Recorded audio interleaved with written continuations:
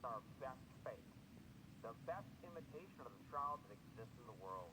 Yet under microscopic examination, under high-powered microscopes, we could zoom in and in less than 60 seconds discover immediately, oh, they used pigment to make this. This is man-made. When the Shroud of Turin research project went to Turin, Italy, the first thing they did was they looked at the shroud image under high-powered microscopes.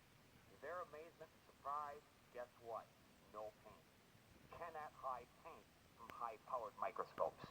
How much faster do you think we could debunk anyone else's fake of the shroud as being exactly what it is, an imitation of the original, but not matching any of its unique characteristics? We are going to be looking at close-ups of the highest resolution images of the shroud that exist. Of course, we can see visible teeth. We can see the metacarpal bones in the hand. This is a partial X-ray image.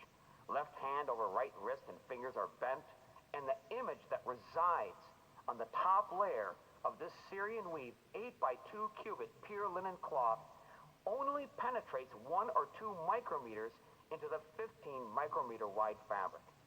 It is a scientific impossibility to create an image with this kind of superficiality by touching it with any kind of man-made object.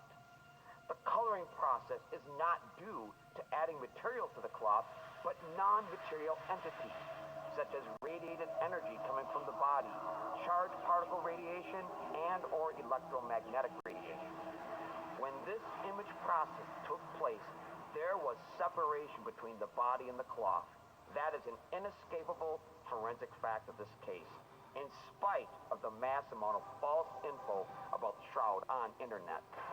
This image contains high-resolution, forensically accurate 3D info. To create forensically accurate 3D info, you must have a forensically accurate 3D body as the role model. That is the key word, forensically accurate. That was confirmed by forensic pathologists and also confirmed by a scientific instrument, a VP8 analyzer, an impartial witness that doesn't care if Jesus is the Son of God or not. And this witness tells us for certainty the body was levitated between the two halves of the cloth during the image process. There is no escaping that fact. This is what the Shroud of Turin really looks like.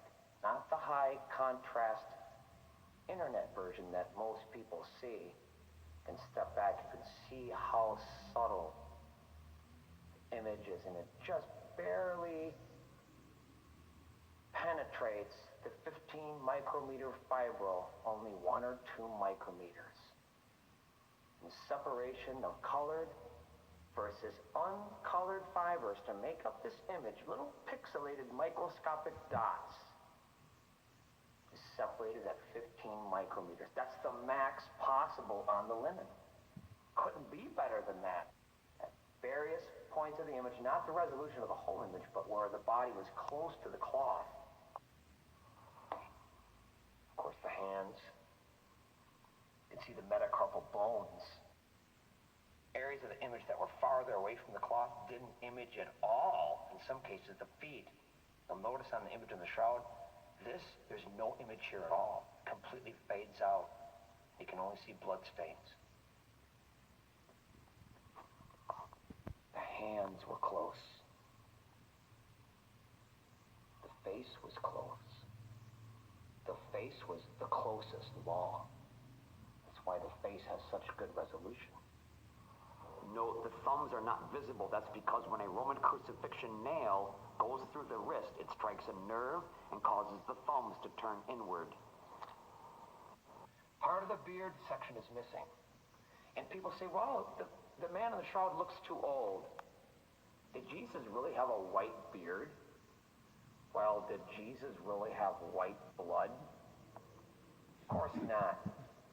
The reason that the beard has what appears to be white in it, that's pulmonary edema fluid in blood that exited the nose and mouth.